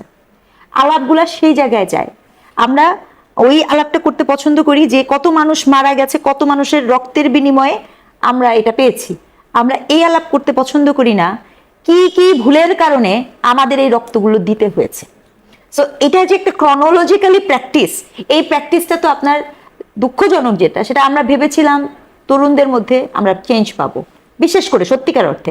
কারণ কি ধরেন যারা মানে একটা চর্চার মধ্যে দিয়ে গেছে তাদেরকে আমরা পরিবর্তন করতে পারবো না, কিন্তু তরুণদেরকে তো আমরা পারবো। আপনি একটা জিনিস খেয়াল করে দেখেন, এই যে একটা সিমিলার আন্দোলন হচ্ছে ককরোচ পার্টির আন্দোলন ইন্ডিয়াতে, কটা লাশ পড়েছে? শুধু লাশ না, আপনি খেয়াল করে দেখেন সেখানে জল কামান কেন ব্যবহার করা হলো না সেটা নিয়ে কিন্তু আলাপ এসছে, তাই না? শ্রীলঙ্কাতে আন্দোলন হয়েছে, কয়টা লাশ পড়েছে? নেপালে আন্দোলন হয়েছে, কজন মানুষ মারা গেছে? এই আলাপগুলোকে আপনি শুনেছেন সেখানে? কেউ কি আলাপগুলো করেছে যে আমার অমুকের রক্তের বিনিময়ে তমুকের রক্ত বিনিময়ে? না, কেউ আলাপ করেনি। কিন্তু কেন এক অদ্ভুত কারণে বাংলাদেশের রাজনীতিতে এই আলাপটা, এটা খুব দুঃখজনক। আমাদের পলিটিক্যাল পার্টিরাও এটা বলতে পছন্দ করেন, কিন্তু এইটা বলতে পছন্দ করেন না যে দেয়ার আর সাম লুপহোলস বিকজ অফ দেখেন, আমি ব্যক্তিগতভাবে একটা কথা বলি, বিগত রিজিম যে ছিল সেই রিজিম কত মানুষ মেরেছে, সেই কারণে সেই রিজিমকে গেছে, আমি এটা পছন্দ করছি না। সেই রেজিমের অনেক অনেক গুরুত্বপূর্ণ লুফলস ছিল, গণতান্ত্রিক চর্চার লুফলস ছিল, হত্যার লুফলস ছিল, প্রাতিষ্ঠানিক হত্যার কথা বলছি, ঠিক আছে, সেটা ছিল, দুর্নীতি ছিল। আপনি সেগুলোকে নিয়ে আসেন, আপনি বারংবার এটা নিয়ে আসেন, এবং এটাই কি হয়েছে আমাদের সামনে একটা আদর্শগত পদ্ধতি হিসেবে দাঁড়িয়ে গেছে যে আপনি আন্দোলন করলে আমি আপনার কি কি করতে পারি, আপনাকে দেখাতে হবে। আমরা ভুলে যাচ্ছি যে সব আঘাত কিন্তু, যে আঘাত দেখা যায় সে আঘাত কিন্তু খুব বেশি গাঢ় হয় না, যে আঘাত দেখা যায় না সে আঘাত কিন্তু আপনাকে চূর্ণ বিচূর্ণ করে দিতে পারে। জি, ধন্যবাদ। আপনার কাছে আবারও আসবো। আমরা একটু সালাউদ্দিন ভাই আপনার কাছে আসতে চাই, একটু বলবেন যে নাহিদ ইসলাম তিনি মন্তব্য করেছেন আজকে যে বর্তমান সরকার নতুন কোনো রাজনৈতিক দলের উত্থান চায় না, যে কারণে আসলে তারা হবিগঞ্জ বা গোপালগঞ্জে এই ধরনের ঘটনা ঘটিয়েছে বা তাদের নেতাকর্মীরা এরকম ঘটাচ্ছে। আসলেই কি তাই? তারা কি নতুন রাজনৈতিক কোনো দলের উত্থান চায় না? না, একদমই না। কেন তা হবে? কারণ হচ্ছে আপনার বা বিএনপি যখন এইবার আপনার তাদের পলিটিক্যাল যে জেস্চার, তার মধ্যে এটা নাই। আপনি হবিগঞ্জের ঘটনাটা ঘটেছে, আমি প্রথম সেশনে বলতেছিলাম এই কথাটা, যে আপাও যেটা কিছুটা ব্যাখ্যা করলেন, আমি স্পেসিফিক্যালি ওদের এবারে যে জুলাই পদযাত্রা ওরা করছিল, ঠিক আছে, অ্যাজ ইট ইজ করে যাচ্ছিল। কারণ হবিগঞ্জের প্রান্তিক যেই উপজেলাতে আপনার সেই ঘটনাটা ঘটলো, অনেক সময় দেখা যায় বড় দল, আপনার তারেক রহমানকে নিয়েও তো নাহিদ ইসলামী কিন্তু এই যে যখন ককটেল ফুটলো একটা ইয়েতে সাভারে, তখনও কিন্তু তারেক রহমানকে একিউজ করে কথা বলেছিল, তো প্রথমেই, ঠিক আছে, বা নাসিরউদ্দিন পাটোয়ারিও কিন্তু তারেক রহমানকে আপনার খুব মেলাইন করে কথা বলেছে, ঠিক আছে, কিন্তু তাদের দিক থেকে কিন্তু কোনো সময় এটা কোনো আপনার কোনো ধরনের মানে বিরূপ প্রতিবাদ করা হয়নি। এখন তারা যেখানে আপনার সমাবেশ করতে যাচ্ছে করছে, তারা যেখানে আপনার, এবং অনেক সময় দেখা যায় যে সমাবেশের প্লেস নিয়েও মিউচুয়াল আন্ডারস্ট্যান্ডিং এর ভিত্তিতে শহীদ মিনারে যখন আপনার এই জুলাই মাস শুরু হলো, শহীদ মিনার প্রোগ্রামেও আপনার দেখা গেছে যে আপনার তারা মিউচুয়াল আন্ডারস্ট্যান্ডিং এর ভিতরে যে আছে তোমরা এখানে করো আমরা এখানে করি, এভাবে করছে। এটা তো একটা আপনার সহাবস্থানের বিষয়। এখন ওইখানে আমি তো এই জিনিসটাকে বেশি বেশি হাইলাইট করতে চাই, কারণ হচ্ছে এই যেমন ব্রাহ্মণবাড়িয়ার কথা বলো, কোনো একটা এলাকার নেচার থাকে, ওখানকার মানুষ অনেক বেশি অসহিষ্ণু থাকে। এটা দিয়ে আপনি পুরো রাজনীতিকে বিচার করলে তো হবে না, পুরো দেশের রাজনীতিকে বিচার করা। তারা কিন্তু অলরেডি অনেকগুলো পদযাত্রা করে ফেলেছে, সেখানে তাদের দলের দুই একজন খুব অ্যাগ্রেসিভ কথাবার্তা বলে, যেখানে বারবারই একজনের নাম আসছে, ঠিক আছে, তাকে কিন্তু অন্য দলের অন্য কেউই কিন্তু ওইভাবে, বা বিএনপির অন্য কেউ ওইভাবে অ্যাড্রেস করছে না। হ্যাঁ, বিএনপির অ্যাক্টিভিস্টরা হয়তো অ্যাড্রেস করে, কিন্তু বিএনপির টপ লেভেলের রাজনীতি আজকে একটা কথা বলেছে, আপনি চিন্তা করেন, এটা স্থায়ী কমিটি, বিএনপির স্থায়ী কমিটিকে সে একিউজ করেছে, স্থায়ী কমিটি আপনার সিদ্ধান্ত নিয়েছে তাদেরকে মেরে ফেলবে। এটার ভিত্তি কি? এই ধরনের কথাবার্তার ভিত্তি কি? বিএনপির স্থায়ী কমিটি হচ্ছে সবচেয়ে টপমোস্ট বডি বিএনপি পরিচালনা। আপনার কি মনে হয়, বা এখানে যারা উপস্থিত আছে কারো কি মনে হয় এই ধরনের কাজ কারবার ওরা করবে? সুতরাং অবশ্যই তাদেরকে প্রচুর পরিমাণে স্পেস দেওয়া হচ্ছে, এবং স্পেস দেওয়া তাদের গণতান্ত্রিক অধিকার। তারা আপনার ফেসিস্ট পরবর্তী আপনার সময়কালে তারা গঠিত দল, এবং তাদের একটা বিরাট বড় স্টেক ছিল ওই আন্দোলনে, তারা স্পেস পাওয়ার যোগ্য অবশ্যই, এবং তারা স্পেস পাচ্ছে। পরবর্তীতে মামলা, যে ভাইয়া যে মামলার কথা বললো, মামলা কিন্তু পরবর্তীতে নেওয়া হয়েছে, এবং ওইখানকার ছাত্র দলের সভাপতি, সাধারণ সম্পাদক সহ 100 জনের বিরুদ্ধে মামলা নেওয়া হয়েছে। এবং আজকেও আমি যখন আপনার স্টেশনে আসার সময় দেখলাম তারা বড় ধরনের একটা সমাবেশ করছে। শুধু তারা স্পেস পাচ্ছে না তা তো না, তারা প্রতিনিয়ত স্পেস পাচ্ছে, এবং তারা তাদের আইডিওলজিগুলো আপনার ট্রান্সফার করছে। কিন্তু সমস্যা যেটা হচ্ছে, তারা কিন্তু একটা জায়গায় স্টিক, তারা ওই সাংবিধানিক বিষয়গুলোতে স্টিক আছে। তারা দেশের স্বাস্থ্য, শিক্ষা, কৃষি, আমার এই চিকিৎসা, জলবায়ু, অন্য কোনো কিছু নিয়ে তাদের কোনো কথাবার্তা নাই। তাদের কথাবার্তাই হচ্ছে সাংবিধানিক বিষয় নিয়ে, যার ফলে এগুলো কিন্তু এখন আর মানুষকে ওইভাবে অ্যাট্রাক্ট করছে না। এই জুলাই পদযাত্রা কিন্তু আমি এর আগে সেশনেও বললাম, একদম আমি খুব স্ট্রংলি এই কথাটা বলতেছি, এটা কোনোভাবে মানুষের মনের মধ্যে এইবার দাগ কাটতে পারে নাই, বা তারা অ্যাট্রাকশন করতে পারে নাই, শুধুমাত্র তাদের মানে এই এক ধরনের রাজনীতির কারণে, এক পেশে রাজনীতির কারণে, রাজনীতির মধ্যে আমরা সালাউদ্দিন আহমেদ একটু ওমর ফারুক আপনার কাছে আসি। অধ্যতপূর্ণ বক্তব্য, সেটি নিয়ে ইতোপূর্বেও কথা হয়েছে, নির্বাচনের আগেও কথা হয়েছে, নির্বাচনের পরেও কথা হচ্ছে, এখনো চলছে। এনসিপি নেতাদের অধ্যতপূর্ণ বক্তব্যই কি আসলে এরকম সহিংস রাজনীতির বা সহিংস পরিস্থিতির সৃষ্টি করছে কিনা? দেখেন, জেনারেলাইজ করে কথা বলা যাবে না, ওখানে একজন দুইজন কথা বলে। এনসিপির উদ্ধতপূর্ণ বক্তব্য এটা ঠিক না, এনসিপির দুই একজনের বক্তব্য এটি মাত্রাতিরিক্ত। এটি আমাদের যে ব্যারোমিটার আছে শালীনতার, মিনিমাম শালীনতার, ওই ব্যারোমিটার ক্রস করতে আমরা অনেকভাবেই দেখেছি, বাজেভাবে দেখেছি। আমি দেখেন এনসিপি, আমি জানি না, আমি যদি তাদের পরামর্শক হইতাম তাহলে জুলাই পদযাত্রায় আমি প্রথমে তাদেরকে বলতাম, তোমাদের ব্যানারে থাকবে যে এই মাস ম্যাসাকার হয়েছে, 1400 লোক যারা হত্যা করেছে, 30,000 পঙ্গু করেছে, পুরা জাতি ট্রমাটাইজড করেছে, সেই কুশীলবরা, কমান্ডাররা, বেশি তো না 1000, তারা এখন কে কোথায় আছে, কোথার থেকে তারা বিবৃতি দেয়, এগুলা নিয়ে অ্যাড্রেস করে কথা বলা উচিত, ওদেরকে পাকড়াও করার কথা বলা উচিত। এই কারণে বাই দিস টাইম এই সরকার এরকম কিছু উদ্যোগ নিয়েছে, হাইয়াবদেরকে আমরা ধরতে দেখেছি, এবং যারা বাজে ভোটের মাধ্যমে আমাদেরকে বাজে অবস্থায় নিয়ে গিয়েছে, অর্থাৎ গণতন্ত্র শেষ করেই তো ফ্যাসিজমের জন্ম হয়, এবং সব যত কিছু আছে, যত বাজে আছে তৈরি হয় এই ডিসিদের ক্ষমতায়ন, এসপিদের ক্ষমতায়ন, থানার দারোগার ক্ষমতায়ন যেভাবে হয়েছে, এবং তার ফলশ্রুতিতে তো এত হত্যা, এত কিছু, এত বর্বর।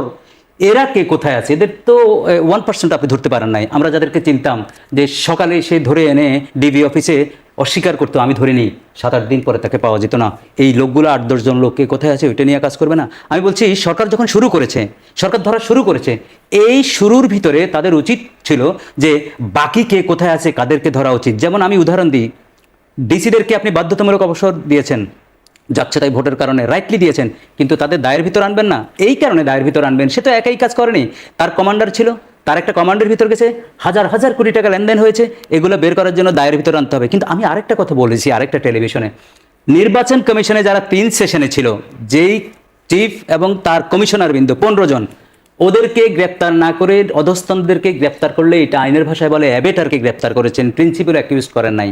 আইন বলে প্রিন্সিপাল অ্যাকিউজ যারা বড় কালপ্রিট, তাদেরকে গ্রেপ্তার না করলে, শাস্তির আওতায় না আনলে নিচের দিকে শাস্তি দেওয়া যায় না। আমি এই কারণে এই কথা বলছি, দেখেন রাজনীতিতে কিন্তু আপনার বিরোধী দলের ভূমিকা অত্যন্ত বেশি। 17 বছর না থাকার কারণে, গৃহপালিত থাকার কারণে ফ্যাসিজম এবং দানব এবং মনস্টার তৈরি হয়েছে। এই তো আমাদের যদি আজকে রাইটলি, যদি বিরোধী দল যদি রাইট জায়গায় অ্যাড্রেস না করা হয়, আমার সহ আলোচক রাইটলি বলেছেন, উনি পণ্ডিত অধ্যাপকের ভাষায় বলেছেন চমৎকারভাবে, যে আপনি বিরোধী দল, আপনি কৃষি নিয়ে কথা বলবেন। আমি আপনার সাথে বলেছি গ্যাস সিলিন্ডার আমি 7,500 টাকা করে কিনি, 45 কেজি, যেটা 5200 টাকা করে কিনেছি এই ধরেন 9 মাস আগেও।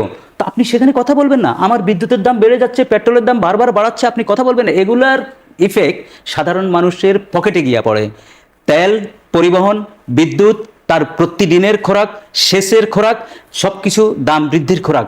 এগুলা মিনিমাইজ করার জন্য তার শুধু বিরোধিতা করলে হবে না, তার প্রকল্প দিতে হবে, পরিকল্পনা দিতে হবে। তবে সবচেয়ে বড় কথা আমি যেটি বলি, আপনি এত ঘন্টা ওদেরকে রাস্তায় বৃষ্টির ভিতর দাঁড় করিয়ে দিয়েছেন, থানায় যেতে দেননি, এটি কিন্তু খুব ভালো না। এটি অক্ষমতা বোঝায়।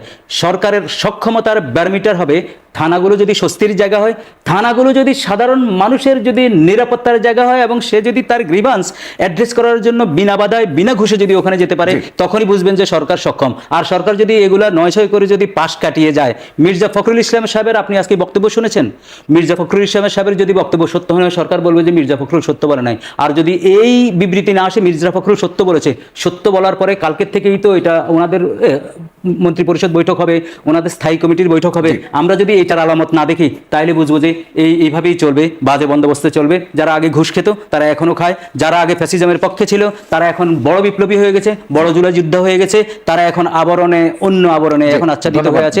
এটি কিন্তু রাজনীতিতে বড় সংকট। এই যে আপনি বলছেন সহিংসতা, সহিংসতার চেয়ে মারাত্মক ইফেক্ট করবে এই বাজে বন্দোবস্তগুলো। আমরা এই বিষয়ে আরো কথা বলবো, কিন্তু তার আগে আমরা ছোট একটা বিরতিতে যাবো। বিরতির পর ফিরছি, বাকিটা থাকছে।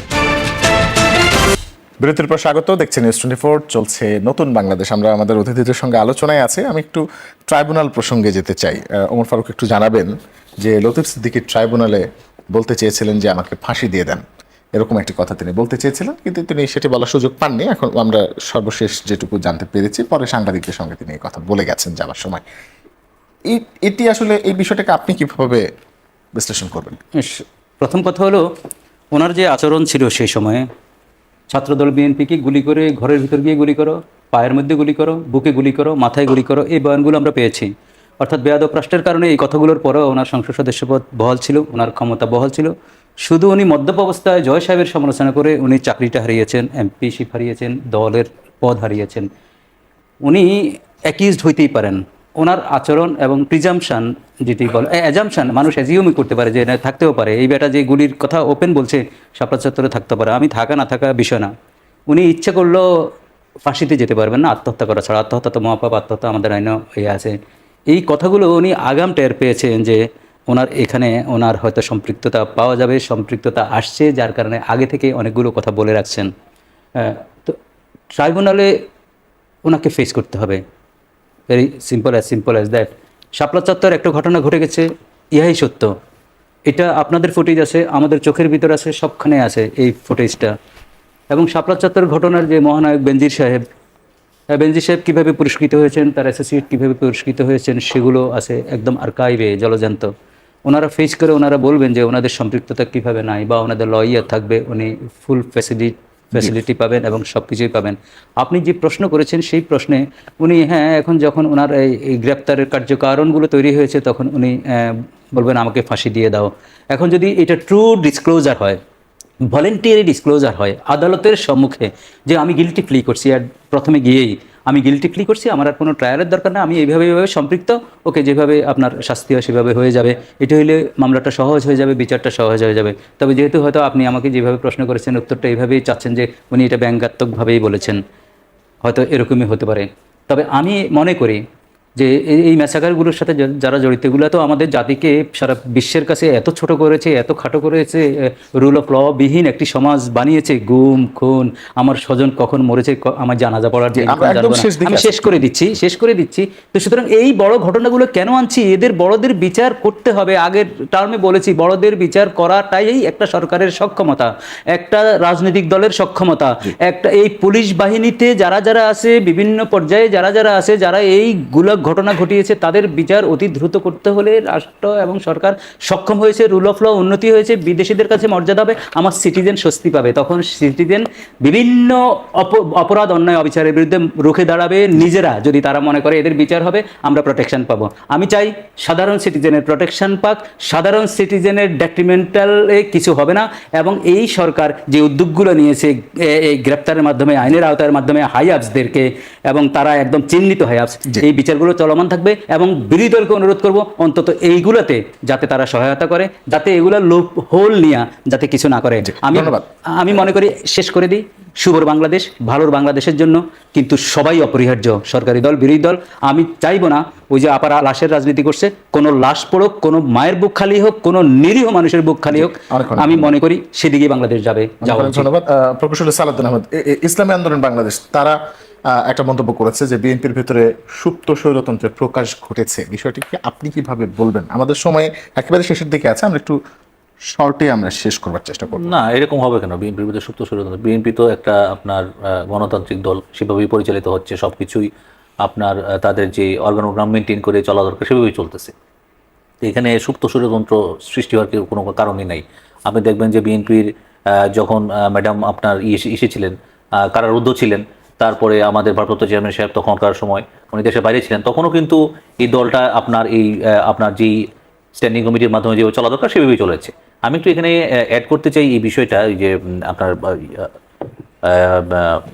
ইয়ার বিষয়টা, আপনার লতিফ সিদ্দিকের বিষয়টা, সেটা হচ্ছে যে দেখেন এই 2013 সালের 5ই মে যে মেসিভ ম্যাসাকারটা করেছিল শেখ হাসিনা তখনকার সময়, এটার বিরুদ্ধে কিন্তু এই যে 41 জন সহ শেখ হাসিনাকে প্রধান করে 41 জন সহ অভিযোগপত্র দেওয়া হয়েছে, ঠিক আছে? এবং বেনজির সাহেব কিন্তু ইন্টারপোলে ধৃত আছেন, মানে ইন্টারপোলের মাধ্যমে সংযুক্ত আরব আমিরাতে ওনাকে ধরা হয়েছে, ওনাকে ফিরে আনার ব্যবস্থা করা হয়েছে। এটাই আমি এই কারণে বললাম যে আপনার বিরোধী দল থেকে, বিশেষ করে এনসিপি থেকে সবসময় বলা হচ্ছিল যে ট্রাইব্যুনালের কার্যক্রম সীমিত হয়ে গেছে, কিন্তু ট্রাইব্যুনালের কার্যক্রম কোনো মতেই সীমিত নাই। ট্রাইব্যুনালের কার্যক্রম বীরদর্পে এগিয়ে চলছে, অলরেডি রায়ও বের হয়েছে অনেকগুলো। হ্যাঁ, রায়ের মাত্রা নিয়ে আপনি বলতে পারেন যে রায়ের মাত্রা, যেমন হাসানুল হক আপনার কারাদণ্ডটা একটু কম হয়েছে, সেটা নিয়ে অ্যাপিল করা হবে, কিন্তু প্রতিনিয়তই কিন্তু বিচারের কার্যক্রম ব্রিফ করা হচ্ছে এবং বিচার চলতেছে। এবং এই বিচারটা হওয়াটা জরুরি, কারণ আসলে মাদ্রাসার বাচ্চারা আপনারা জানেন ওরা খুব আপনার এমনিতেই মানে খুব শান্তশিষ্ট থাকে। এই ধরনের ওরা অপ্রস্তুত অবস্থায় যেভাবে এগিয়ে মানে ওরা এখান থেকে তাদেরকে বের করে দেওয়া হয়েছে গোলাগুলির মাধ্যমে, সেটা আসলে মানে একদমই অ্যাকসেপ্টেবল ছিল না, এবং এটা বিচার হওয়াটা জরুরি। অনেক অনেক ধন্যবাদ। ডক্টর স্নিগ্ধা রেজওয়ানা, আপনার কাছে আমি একটা ভিন্ন প্রশ্ন করতে চাই। নির্বাচন কমিশনের কাছে বেশ কিছু মানে সকল রাজনৈতিক দলই তাদের আয় ব্যয়ের হিসাবটা দিয়েছে, কয়েকদিন আগেই দিয়েছে, 26 তারিখের ঘটনা। সেখানে আমরা একটা মজার জিনিস দেখতে পেয়েছি, জাতীয় পার্টি নির্বাচন কমিশনে যে হিসাব জমা দিয়েছে সেখানে তাদের আয়ের চেয়ে ব্যয় বেশি। তাদের কোনো রাজনৈতিক কর্মকাণ্ড খুব একটা চোখে পড়ার মতো কিছু নেই। এই বিষয়টাকে আপনি আসলে কিভাবে দেখেন? মৌসুম খারাপ যাচ্ছে এইভাবে দেখি। হ্যাঁ, আয় থেকে ব্যয় বেশি, কারণ আয় হওয়ার উৎসগুলো বন্ধ হয়ে গেলে ব্যয় তো হবেই। যেমন মনে করেন, সিম্পলি কথা বলি, আপনি হয়তো বা কোনো কার্যক্রম করেন না, কিন্তু আপনার যে অফিস বা কার্যালয়, সে কার্যালয়ের বিদ্যুৎ বিল তো আপনাকে দিতে হবে, তাই না? তো এখন ওখানে যেভাবে পার্টি সংগঠিত ছিল, যেটা আমি দেখি ফ্যাক্ট হচ্ছে সংগঠিতভাবে তারা ওয়ার্ক অন করছে না। কারণ আপনি যেহেতু জাতীয় পার্টি নিয়ে কথাটা বলেছেন, কারণ জাতীয় পার্টি আমি সবসময় বলেছি, মানে এটা এখন না, এটা আমার বক্তব্য ছিল সম্ভবত 2018-র সময়ও আমি এই কথা বলছি, এটা ফুটবলের মতো হয়ে যাচ্ছে ব্যাপারটা, মানে কখনো উনি এদিকে থাকে কখনো ওদিকে থাকে, তার কোনো একটা যে স্ট্যান্ড থাকে যেটা, সেরকম কোনো কিছু পাওয়া যায় না। তো সেই জায়গাটা থেকে দীর্ঘদিন ধরে জাতীয় পার্টির একটা চরিত্র দেখা যাচ্ছে। আপনি কোন জাতীয় পার্টি বলছেন? মানে ওটার মানে এত ভাগ খণ্ড বিখণ্ড হয়েছে, সেটাও তো একটা ব্যাপার। রওশনের সাথে জাতীয় পার্টি, নাকি আপনি জাতীয় পার্টি, কার জাতীয় পার্টি? জিএম কাদেরের জাতীয় পার্টি, আমি কার জাতীয় পার্টি নিয়ে কথা বলবো? তো সেই কারণে এটার একটা ব্যাপার, ওটা দীর্ঘদিন, কিন্তু তখনও তো তাও তারা একটা শেল্টারের নিচে ছিল। দেখেন, যে আমরা একদম শেষ মুহূর্তে আছি। হ্যাঁ না, প্রসঙ্গ আপনি জাতীয় পার্টি নিয়ে করছেন, কিন্তু একটা কথা আমি না বললে পারছি না, যে জাতীয় পার্টির মতো দল অথবা বাংলাদেশ জামাত ইসলামের মতো দল, এই দলগুলো সব সময় মানে কখনো না কখনো কোনোভাবে কারো ছত্রছায়াতে থাকে। জাতীয় পার্টি যখন এরশাদের সাথে ছিল তখন সেটা ডিফারেন্ট কথা, কিন্তু তারপরে এরা কিন্তু সবসময় ভালো থাকে। আওয়ামী রেজিমের সময় বাংলাদেশ জামাত ইসলামের লোকজন ব্যবসা বাণিজ্য সকল কিছু অনেক ভালোভাবে করেছে, কিন্তু বিএনপির লোকজন উবার চালিয়েছে, এলাকায় থাকতে পারেনি। তার কিন্তু কি হয়েছে, এই যে প্রেম এবং ভালোবাসা, এই দায়ভার কিন্তু সালাউদ্দিন ভাইদের আছে, এদের ভালোবাসা আর আওয়ামী প্রেমে আজকে জামাত ইসলাম।